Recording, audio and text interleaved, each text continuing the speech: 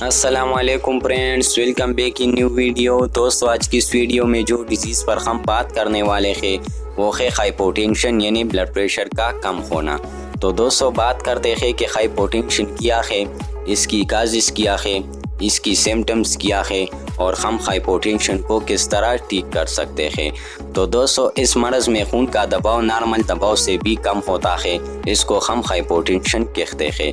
اب دوستو بات کرتے ہیں ہائپوٹینشن کی کازز پر۔ تو دوستو دل کی کمزوری، کمی خون، تپ دق، جنرل کمزور، شدید جریان خون، بھوک نہ لگنا۔ اب دوستو بات کرتے ہیں ہائپوٹینشن کی سمٹمز پر۔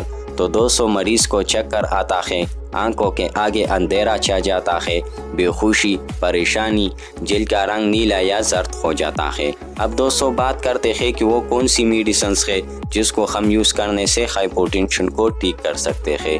تو دوستو اس کے لیے آپ یوز کر سکتے ہیں انجیکشن نیروبیان، انجیکشن ڈیکاڈران اور ٹیبلٹس ڈیماٹیل۔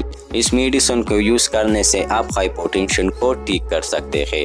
تو دوستو آج کے لیے بس اتنا ہی۔ اگر آپ میڈیکل سے ریلیٹڈ مجھ سے کوئی بھی سوال پوچھنا چاہتے ہیں تو کمنٹ سیکشن میں پوچھ سکتے ہیں۔ نیکسٹ ویڈیو میں ملیں گے، تب تک کے لیے اللہ حافظ۔